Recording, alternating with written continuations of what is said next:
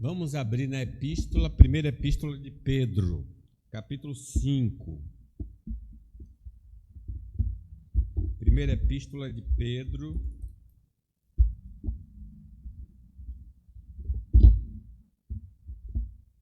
capítulo 5.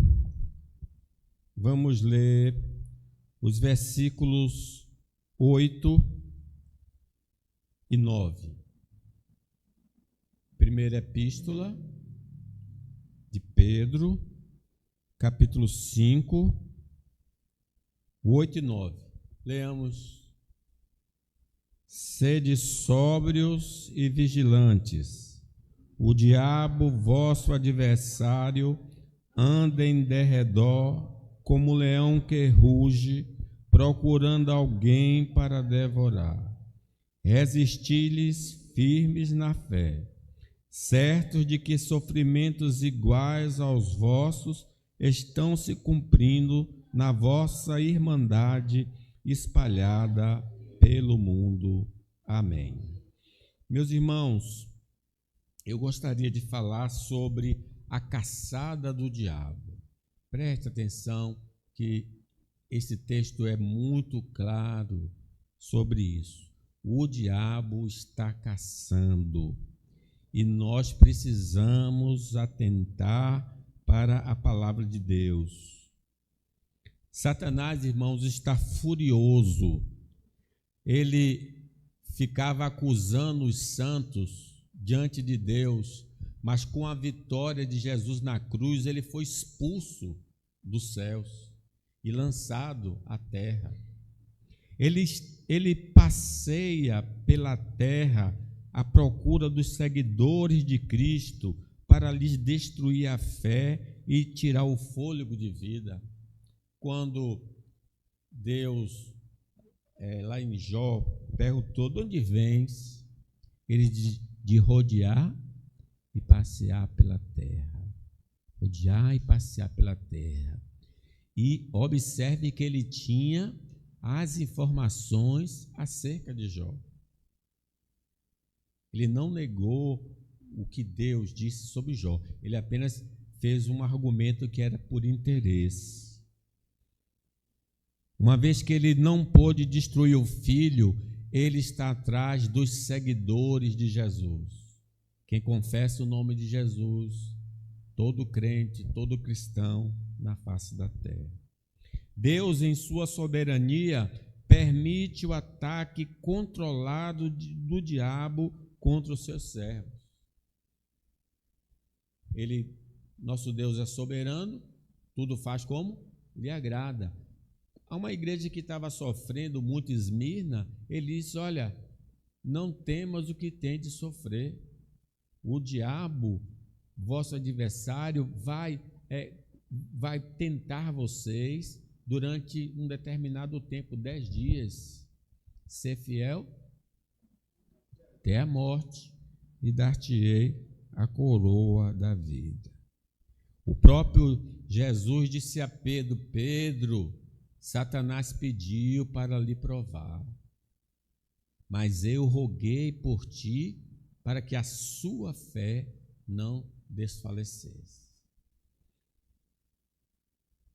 Existe um exército, irmãos, um exército satânico trabalhando incansavelmente, tentando acabar com o povo do Senhor. Ele não vem só. Os leões, e ele é comparado aqui como um leão que ruge, não vem sozinho. Vem a alcateia, tem aquele grupo observando como destruir os santos. Se não tomarmos os devidos cuidados, podemos ser feitos presas do diabo. É só nós lembrarmos que Pedro disse a Ananias: Ananias, porque Satanás encheu teu coração para mentires ao Espírito Santo. Então nós precisamos atentar para isso, porque ele fez também com Pedro. Pedro disse ao Senhor Jesus que de maneira alguma iria aquilo acontecer com ele, a morte dele cruel. E Deus, o Senhor Jesus, repreendeu a Pedro: arreda-te de mim, Satanás, pois cogita as coisas dos homens e não de Deus. Vigiai, para que não entreis em tentação. Vamos prestar atenção no ensino da palavra de Deus sobre o seguinte tema: a caçada do diabo. Sede sóbrios e vigilantes, diz o Senhor. O diabo, vosso adversário, anda em derredor, como um leão que ruge, procurando alguém para devorar. Nessa observação desses animais, dos caçadores, eles avistam um rebanho e ficam horas observando o rebanho. Eles não atacam imediatamente, não. Claro que ele pegaria qualquer um daqueles, mas ele primeiro procura alguns, como jovens, doentes, desavisados. Então nós precisamos entender que todos nós somos alvos do diabo, porém, alguns ele foca mais, porque é mais fácil de capturar. Em primeiro lugar, o diabo está à caça do cristão que vive isolado do povo de Deus. Reparem, ele sempre quer isolar. E alguns animais estão ali junto com o rebanho, porque dificulta ser tragado pelas feras.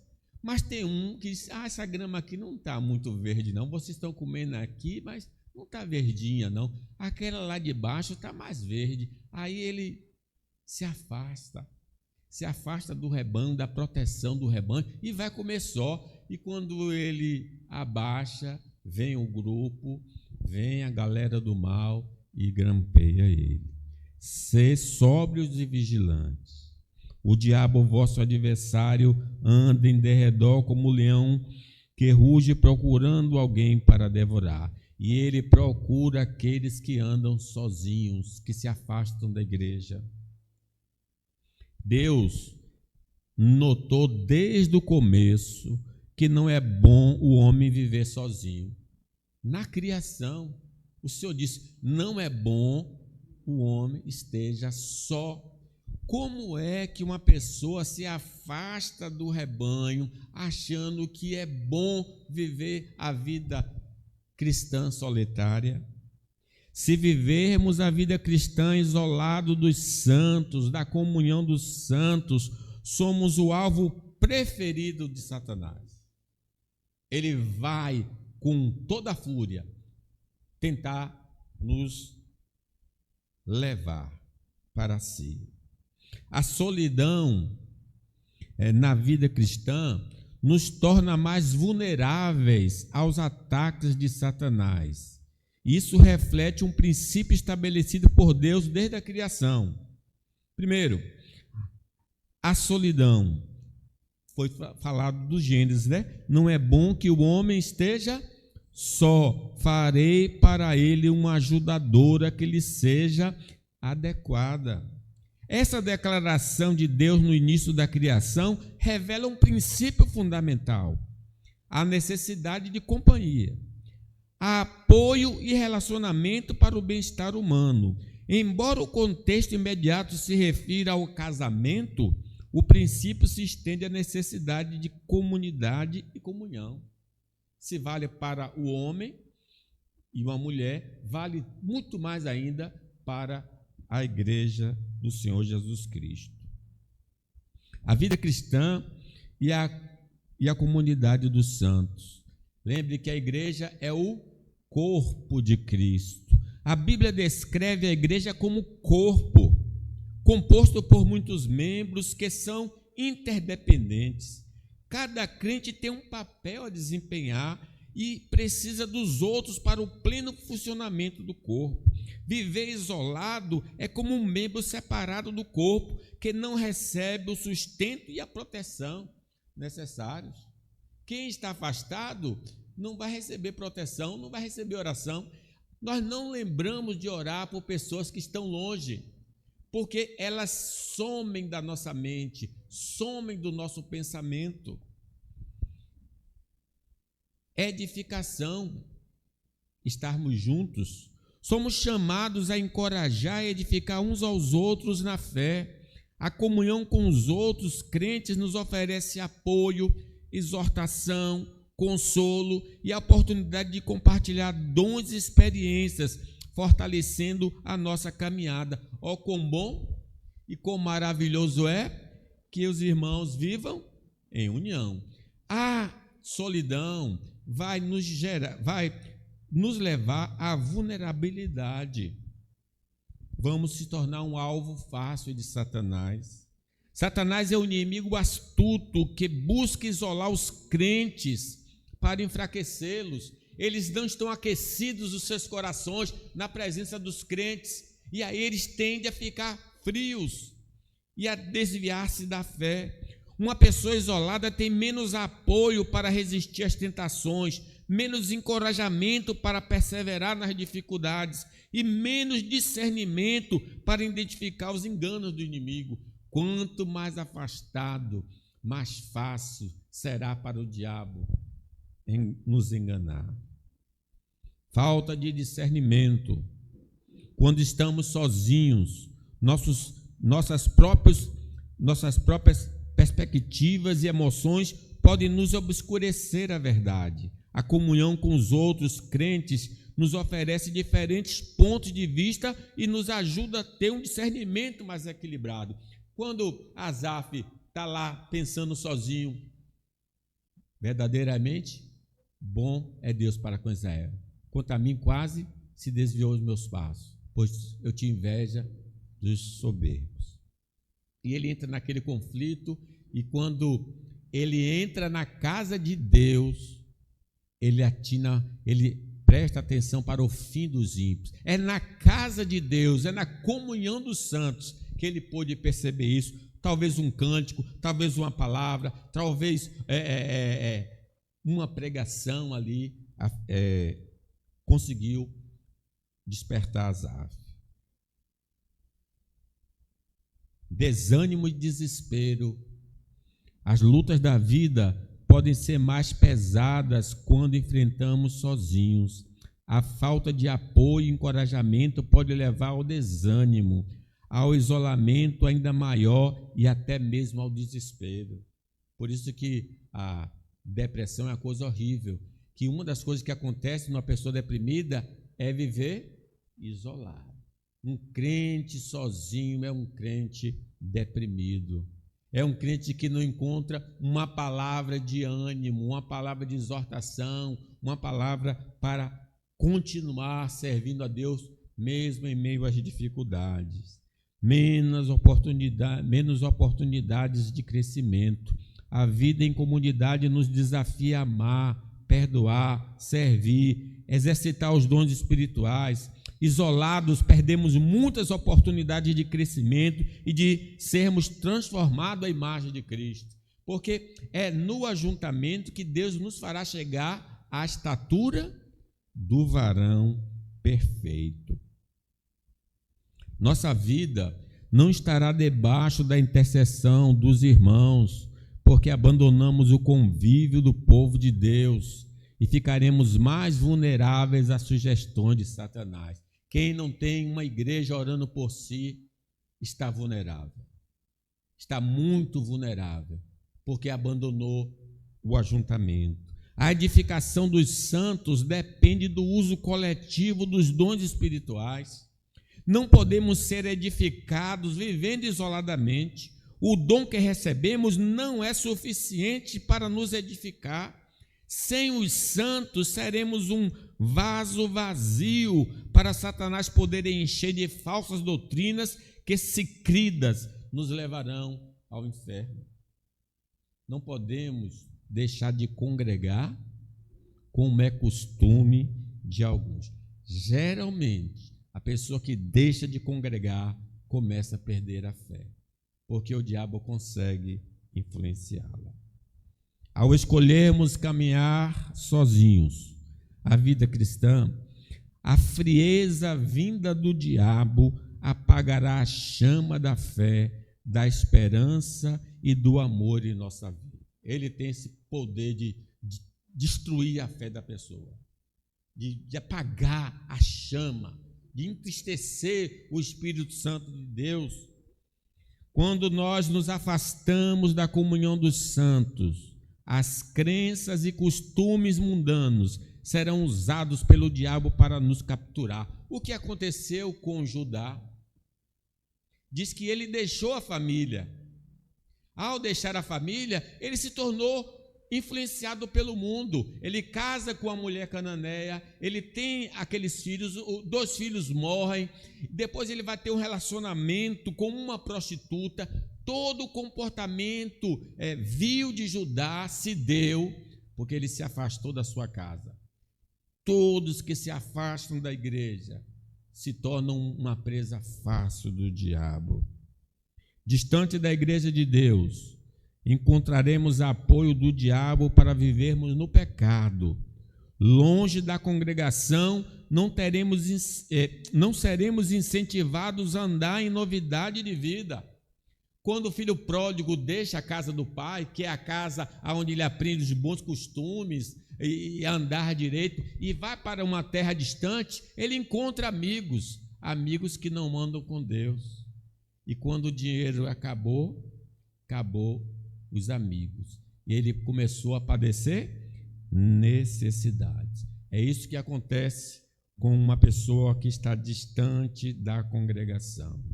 Um crente solitário não passou pela experiência da conversão, mas tem noções de alguns ensinamentos da palavra de Deus. Essa é a dura realidade. Crente que não gosta de igreja não nasceu de novo, porque Deus tem rebanho. Deus não tem uma ovelha, Deus tem um rebanho. É verdade que algumas ovelhas podem se perder e ele vai atrás para recuperar, mas uma pessoa que não gosta de igreja, diz que igreja não presta, é um chamado desigrejado, ele ainda não conhece a Jesus verdadeiramente. Um crente solitário desconhece a doutrina da igreja de Deus, do corpo de Cristo, da noiva do Cordeiro, da nação santa. Diz que quão bom e quão maravilhoso é que os irmãos vivem em união, ali Deus ordena a sua bênção. Na reunião dos santos há uma bênção maior. Louvado seja o nome de Deus, irmãos. Ninguém, irmãos, se encontrará primeiro com Cristo, mas o seu povo vai se encontrar com ele. Porque diz a palavra do Senhor que os mortos vão ressuscitar primeiro, os vivos serão transformados e todos iremos encontrar com o Senhor nos ares. Moisés não vai chegar primeiro do que nós no encontro, não. Todos nós vamos chegar juntos. Não tem crente solitário, tem crente congregacional. A congregação, a igreja, para crescer, necessita de casais crentes gerando filhos. E a participação da congregação na obra de evangelização. Quando não há essa interação, a igreja fica estagnada. Ela não cresce através do casamento e nem cresce através da evangelização. Porque ainda que o missionário esteja lá sozinho no campo, ele está debaixo do apoio da igreja financeira, está apoio da igreja através da oração e dos equipamentos. Então, meus irmãos, ó quão bom e quão maravilhoso é que os irmãos vivam em união. Segundo lugar, o diabo está caçando. O diabo está à caça do cristão que não tem vida devocional. Sede sóbrios e vigilantes. O diabo, vosso adversário, anda em derredor como um leão que ruge, procurando alguém para devorar. O corpo humano necessita de proteínas, vitaminas, minerais, água, carboidratos. Quando não ingerirmos uma porção suficiente desses nutrientes, nossa imunidade tende a baixar e ficamos indispostos e sujeitos a adoecer. É isso que acontece com o corpo humano, se não ingerir os ingredientes que são necessários para a boa manutenção.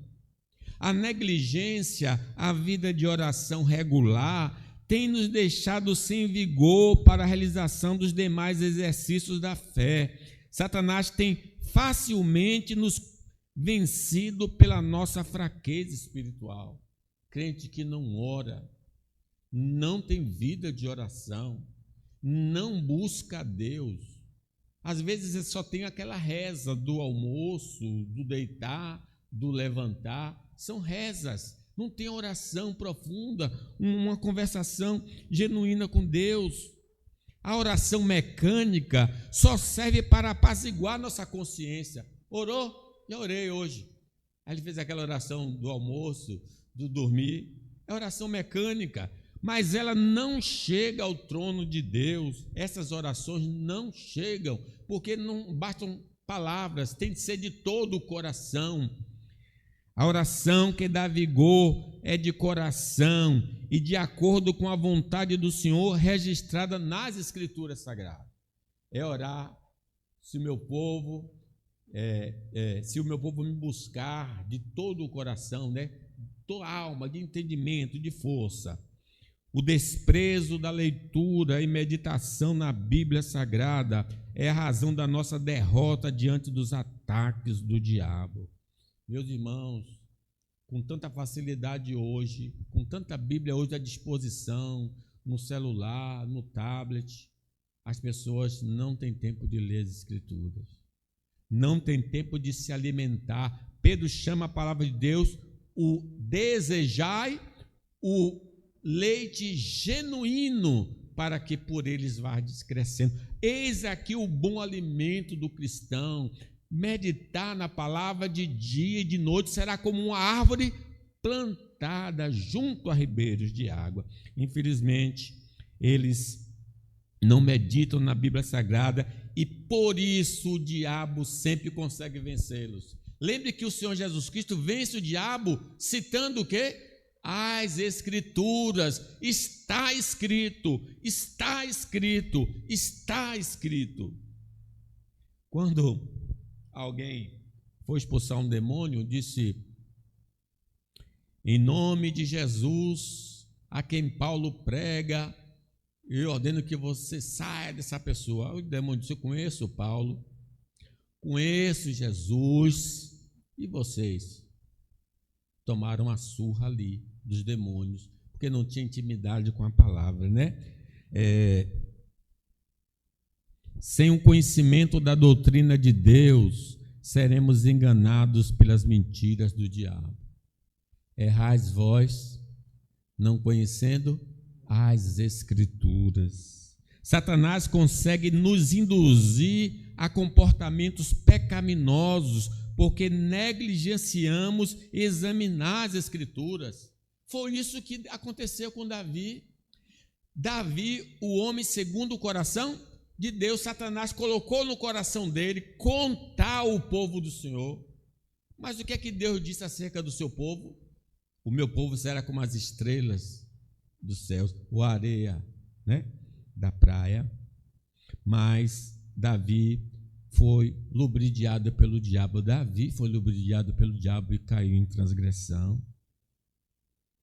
A ausência de conhecimento das Escrituras nos tem privado de saber lidar com os dramas do dia a dia e acabamos aceitando o conselho dos ímpios, que são agentes de Satanás. Infelizmente é assim. O crente não conhece a vontade de Deus, não sabe como tratar essa situação, e aí ele age de acordo com o mundo. Não é bem-aventurado o homem que não anda no conselho dos ímpios, não se detém no caminho dos pecadores, nem se assenta na roda dos escarnecedores. Antes o seu prazer está na lei do Senhor, e na sua lei medita de dia e de noite. A indiferença, a comunhão dos santos e o culto a Deus tem facilitado o trabalho do diabo em nós, nos mantendo presos às dificuldades do dia a dia e nos deixando ansiosos e deprimidos.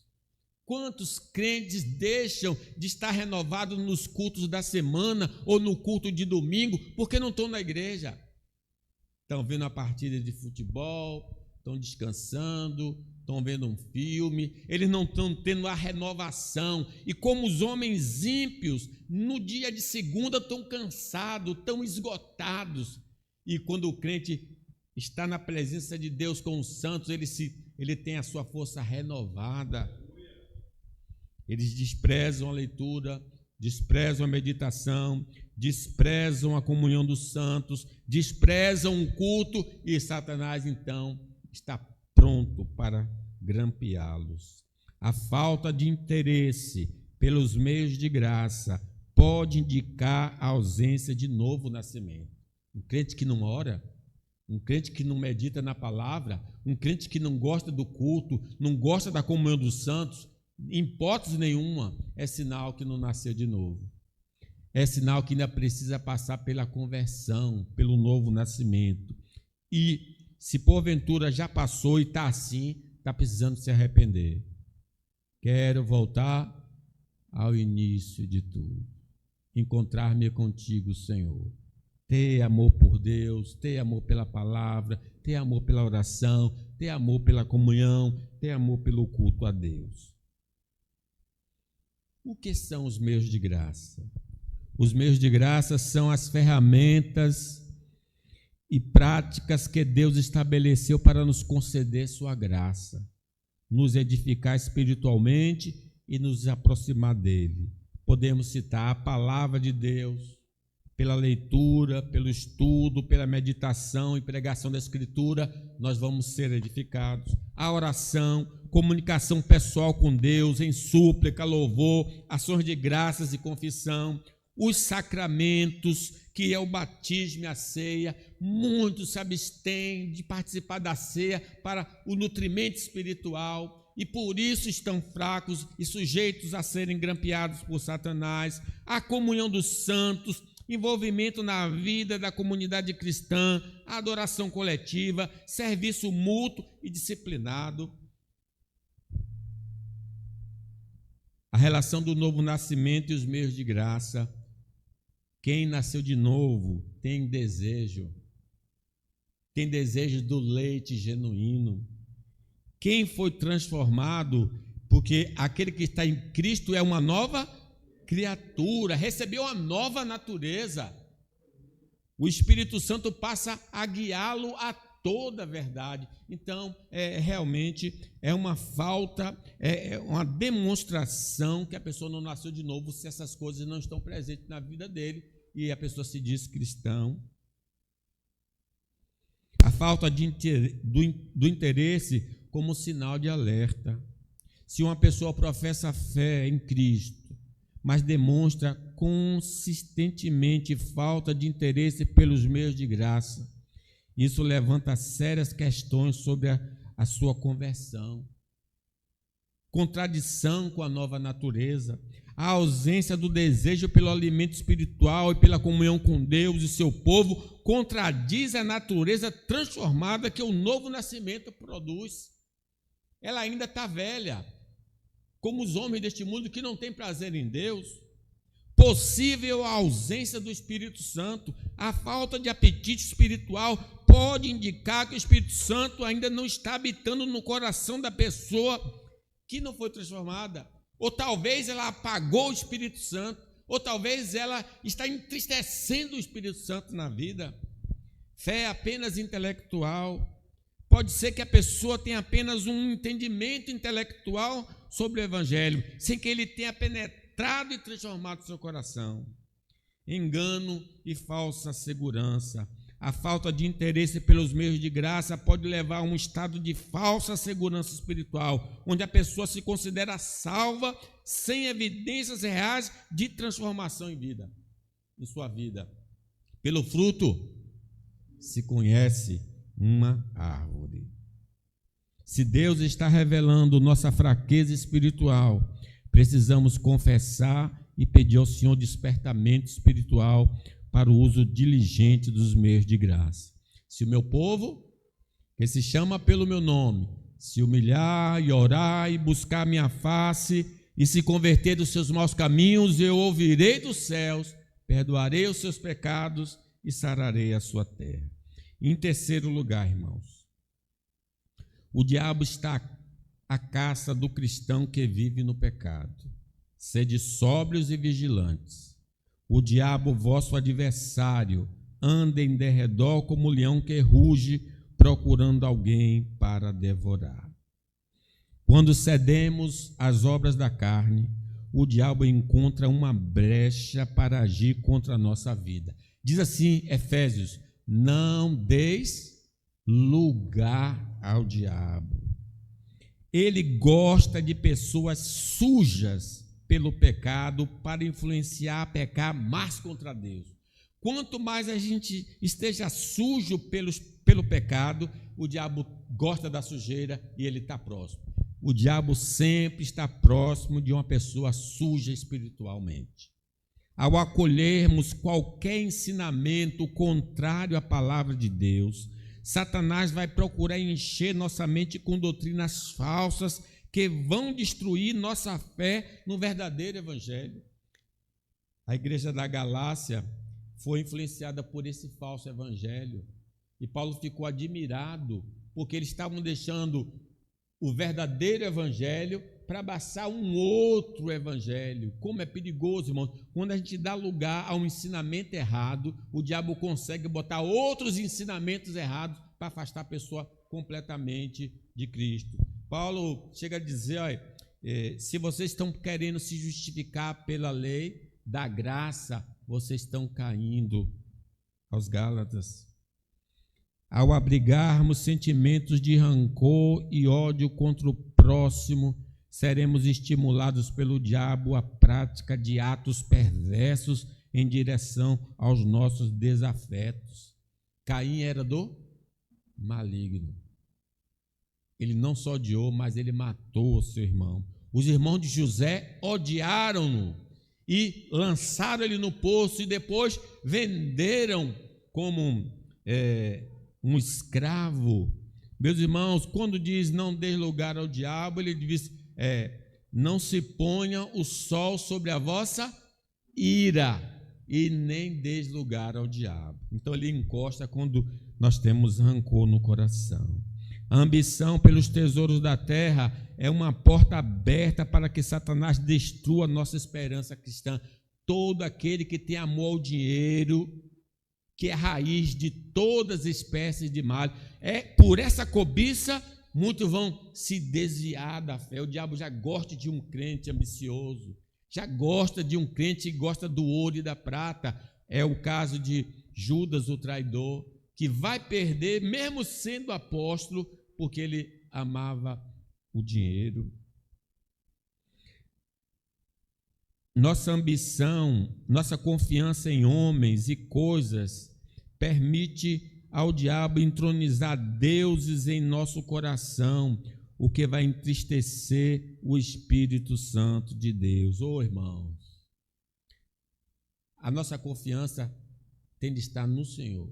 Uns confiam em carros, outros em cavalos, mas nós confiamos no nome do Senhor. Toda confiança que não está plenamente no Senhor, ela é uma idolatria. A preocupação doentia pelo corpo concede a Satanás nos iludir que a saúde física é a razão da existência humana. Hoje a gente vê, na maioria dessas malhações que estão por aí, nas academias, é um culto ao corpo. Não é a busca por saúde, não. É o culto ao corpo. Esse culto ao corpo, o diabo disse, olha, você tem que ter saúde. Não, você tem que ter Deus. Você tem que ter Deus como a razão primeira da sua vida. A nossa concentração pela manutenção diária permite ao diabo colocar em xeque a providência divina e nos afastar da prioridade da nossa vida, que é glorificar a Deus. O diabo fica nos incitando, olha, o que é que você vai comer, o que é que você vai beber, o que é que você vai vestir, rapaz? E aí as pessoas deixam de orar, deixam de estar na igreja, deixam de servir ao Senhor, esquecendo o grande princípio: buscai primeiro o reino de Deus e a sua justiça, e as outras coisas vos serão acrescentadas. Pecado acidental não anula a nossa filiação divina, mas teremos de confessar e abandonar a transgressão para alcançar misericórdia do Senhor.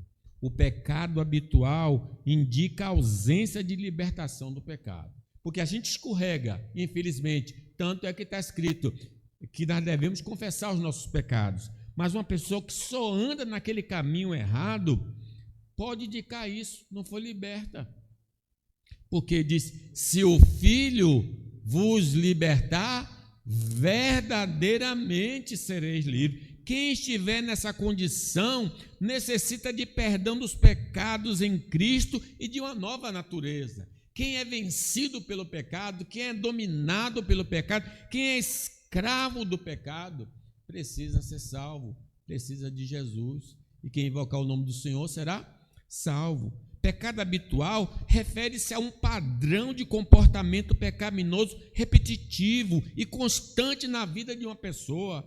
Não se trata de um deslize ocasional, mas de uma inclinação persistente para um determinado tipo de transgressão. Uma pessoa que está assim precisa ser salva, precisa se reconciliar com Deus. Indica a ausência de libertação. A persistência do pecado habitual sugere que a pessoa ainda não experimentou uma libertação completa do poder daquele pecado específico. Embora possa haver um desejo de mudar, a falta de força e a recorrência da falha indica que a raiz do problema não foi tratada completamente. No contexto cristão, isso pode significar que a pessoa não internalizou plenamente a vitória de Cristo sobre o pecado em sua vida. O pecado não terá domínio sobre vós, porque não está debaixo da lei, mas debaixo da graça. Passo essencial, então, para qualquer pessoa presa ao pecado habitual, o reconhecimento da necessidade do perdão em Cristo é o primeiro passo. Precisamos dizer assim: Senhor, liberta-me, salva-me, transforma-me, me dá um coração contrito e compungido. É admitir que não podemos nos libertar por nossos próprios esforços e que dependemos da graça e da misericórdia de Deus. Necessidade de uma nova natureza, então. É preciso que Deus tire o coração de pedra e nos dê um coração de carne. Que Ele agora passe a inclinar o nosso coração, porque Deus inclina o coração do rei, inclina o coração dos homens, inclina o coração do seu povo. Inclinar para o bem, para as virtudes e receber capacitação vinda do Espírito Santo. Concluo, meus irmãos. Sede sóbrios e vigilantes.